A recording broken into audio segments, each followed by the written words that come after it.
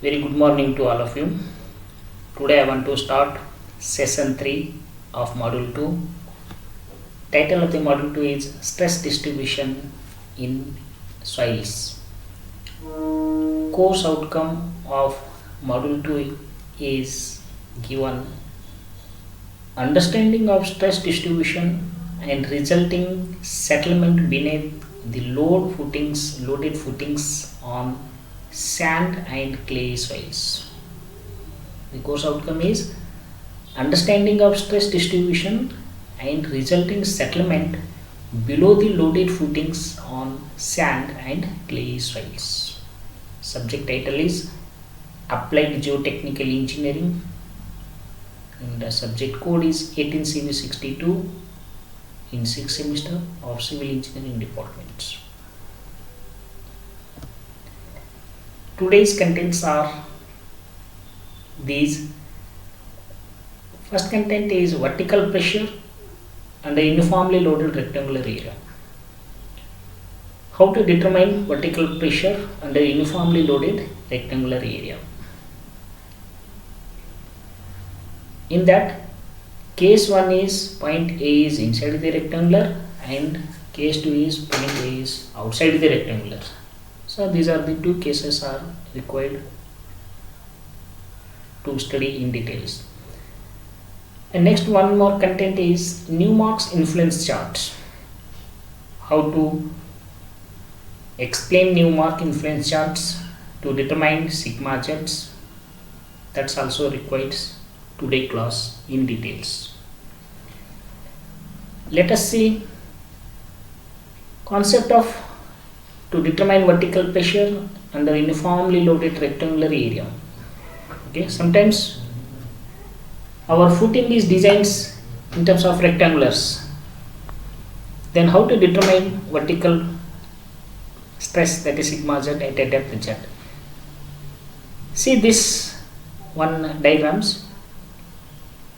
This dimension is L into B of 4 points, 0.1, 0.2, 0.3, 0.4, 4 corners,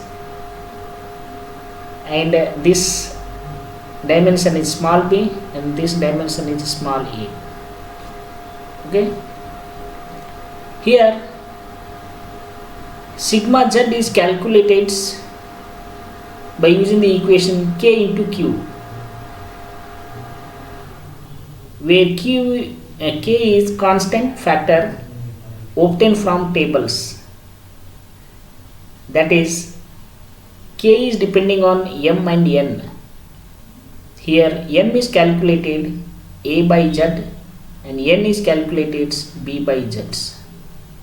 Okay, this is small a, this is small b, and z is the depth of the footings. See, this is the standard tables with coefficient values, that is factor value. This direction is m value, this direction is n value. With respect to m and n value, we are selecting some standard coefficients from these tables. Okay, the more common shape of a loaded area in foundation engineering practice is a rectangle, especially in the case of buildings. Applying the principle of integration, one can obtain the vertical stress at a point at a certain depth below the center or a corner of a uniformly loaded rectangular area based either on Bosnisk or on Westergaard solution for a point loads. Okay, see here these diagrams.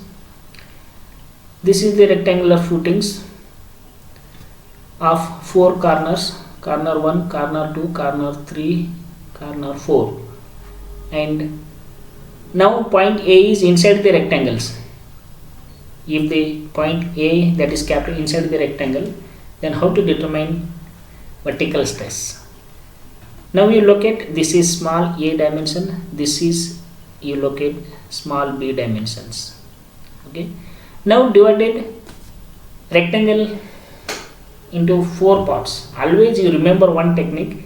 Whenever the problem is given or problem is required to design in rectangle, always you divide number of rectangles, then you calculate k1, k2, k3, k4 concept from the standard tables. Okay, now see here one examples. Now this dotted and this dotted, here this is one rectangle, this is 2 rectangle, this is 3 rectangle, this is 4th rectangles. Now it's become 4 number of rectangles becomes here. Now you, for this rectangle, you locate this is a dash distance, this is b dash distance, small b, for convenient. So then vertical pressure sigma z at a depth z from a point at a depth z in meters. How to calculate sigma z is given by the equations. Q times k1 plus k2 plus k3 plus k4 means this plus this plus this plus this 4 rectangle summations multiply uniformly loaded area, that is Q. But here you remember k is depending on m and n, and m and n is depending on tables. So with respect to m and n, you select the coefficient, then you substitute the values in these equations, then finally we are getting vertical pressures. Now see these diagrams. If point A is outside the rectangles, this is actual rectangle footings, but our point A is here outside the rectangle. So then same concept, with respect to A, you divide the number of rectangles including your actual footings. See, from here to here and from here to here, next from this directions and this direction. Now this is rectangle 1, this is rectangle 2, this is rectangle 3, this is rectangle 4. Now here 4 rectangles are becomes. Okay, 1 2 3 4s, and dimension, this dimension is small a dash, this dimension small b dash. So like this you select the dimension a b, small a, small b, small a, small b.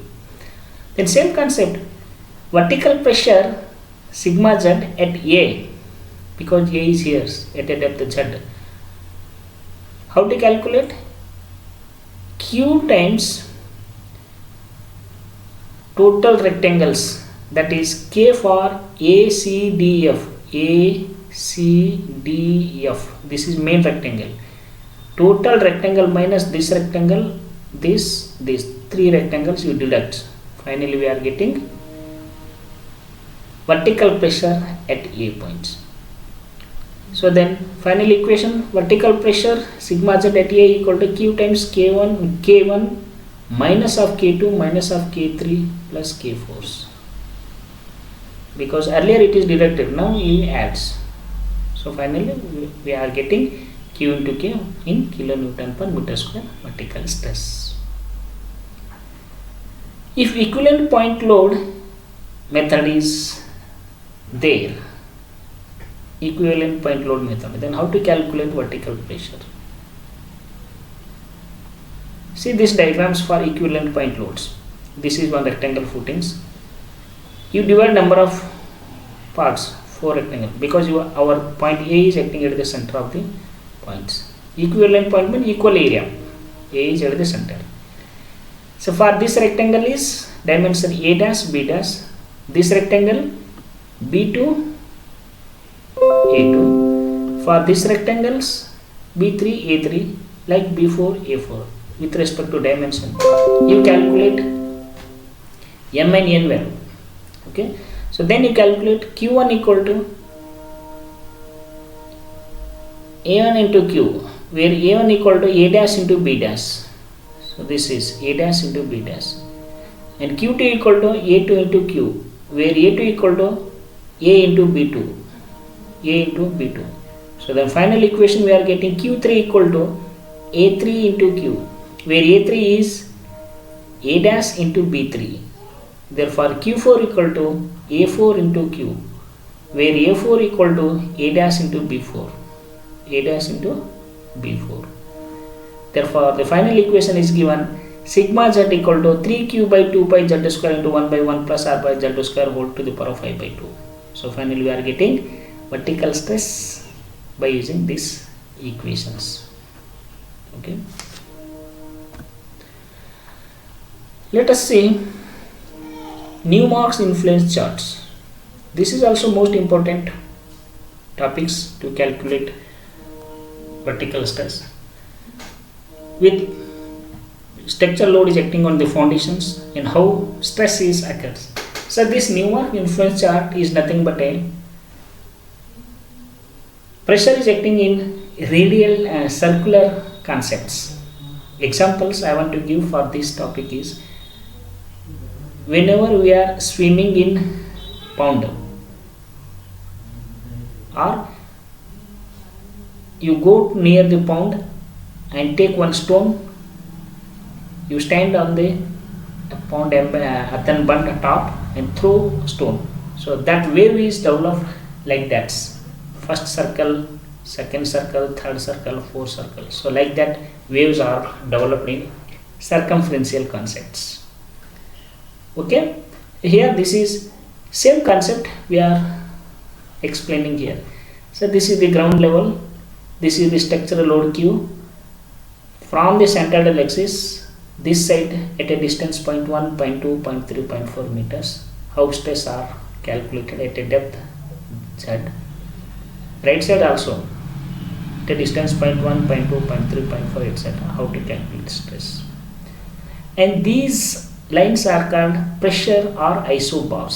So these are called isobars or lateral pressure. Okay, or it is called as a bulb of pressures. Okay, so this look like a bulb. A chart consists of number of circles and radiating lines is so prepared the influence of each area unit formed in the shape of sectors between two concentric circles and two adjacent radial lines is the same at the center of the circle. That is, each area unit causes the equal vertical stress at the center of diagrams. Okay, that's 360 by 20, we are getting 80 degree, means total degree is 360 degree for one circle. So you divide 20 sectors, so each sector is 18 degree. Let a uniformly loaded area of radius r in centimeters be divided into 20 sectors as shown in figure.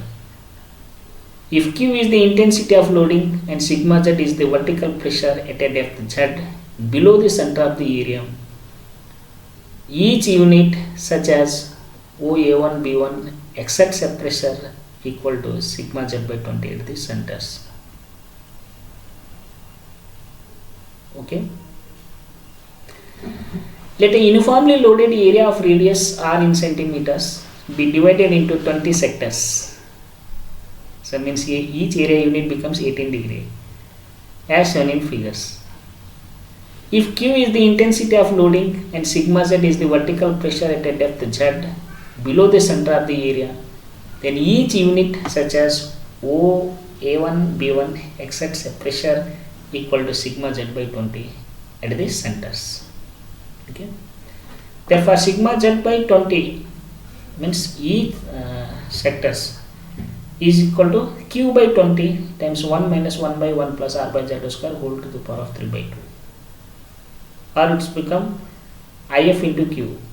So this equation earlier we have derived for circular footings. Okay, where IF is influence value equal to 1 by 20 is into 1 minus 1 by 1 plus r by z square to the power of 3 by 2.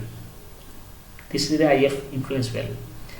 If IF made an arbitrary fixed value, say 0.005 times Q, where 0.1 by 20 is nothing but a 0.005 called influence value, that is 0.005. We have 1 by 20 equal to 1 by 20 into 1 minus 1 by 1 plus r by z is whole to the 3 by 2. Selecting the value of z equal to 5 centimeters. Selecting the value of z equal to 5 centimeter. Say the value of r1 solved from the equation 1 comes out to be 1.35 centimeters. That is 0.005 times q equal to q by 20 into 1 minus 1 by 1 plus r by z square whole to 3 by 2. Now simplified this equation, now it's become cross multiply 0.005 into 20 equal to 1 minus 1 by 1 plus r by z square whole to 3 by 2. So now take this sides. So 1 minus 0.005 into 20 equal to 1 by 1 plus r by z whole to power of 3 by 2. This is the simplifications of this equation. So next, now once again you simplify, now it becomes 1 minus 0.005 into 20 to the power of 3 by 2 by 3 is equal to 1 by 1 plus r by z square. So now we can write these concepts by using this equation, that is 1 by 1 minus 0.005 into 20 to the power of 2 by 3 is equal to 1 by 1 plus r by z square.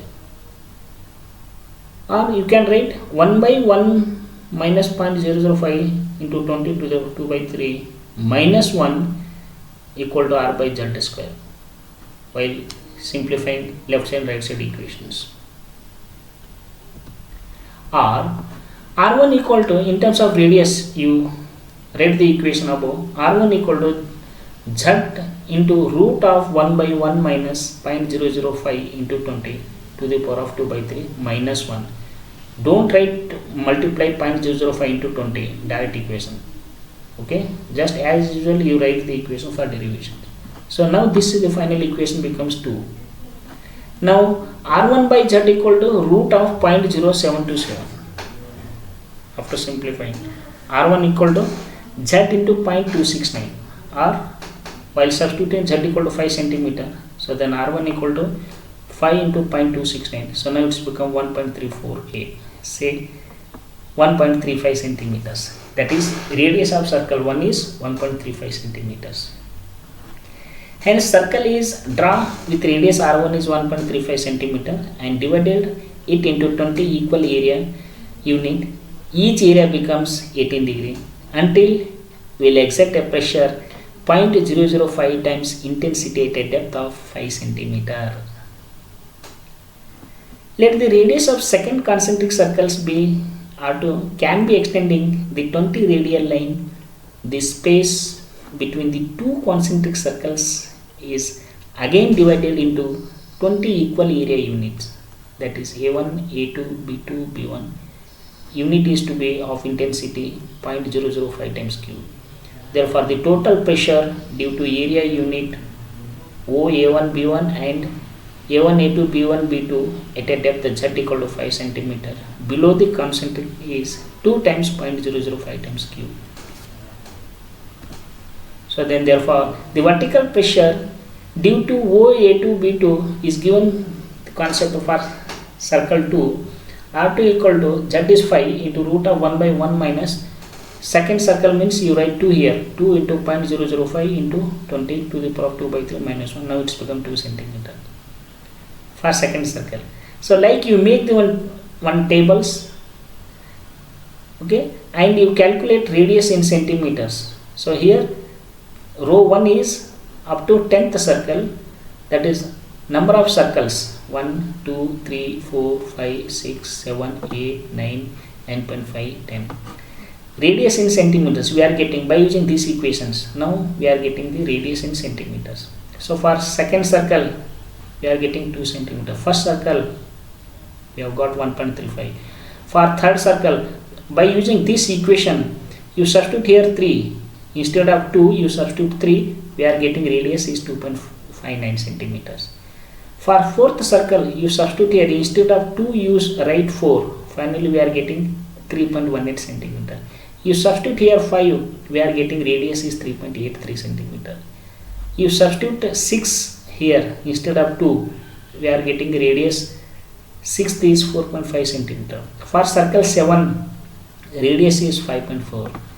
Like for circle 8, you substitute here 8. Instead of 2, you substitute 8. We are getting 6.94. If circle 9, you substitute here 9 and solve the equation. We are getting 9.54. You substitute 10 here. Instead of 2, you substitute 10. We are getting infinite. So you substitute here 9.5. We are getting radius is 12.62. So means up to 9.5 circle, 9.5 circles radius we are getting. That much stress is developed surroundings. But if 10th circle is, there is no stress is occurred, that is infinite. That is the concept. To use the chart for determination of vertical stress at any point under the loaded area, the plan of the loaded area is first draw on a rectangle tracing paper to a some scale that the length AB equal to 5 cm. Draw on the chart represents the depth to the point at which pressure is required. Okay. The plan of the loaded area is then placed over the chart that the point below which pressure is required coincide with the center of chart. The point below which pressure is required may lay within the or outside the loaded area. The total number of loaded area, that is including the friction covered by plan of the loaded area, is counted, and the vertical pressure is calculated from sigma z equal to 0.005 times q into nf. This is equation 3. So these are the references are referred for session 3 explanations, okay, with the different authors, textbooks, papers and IS codes, etc. refers and prepared. Thank you one and all. Next class I will be continue.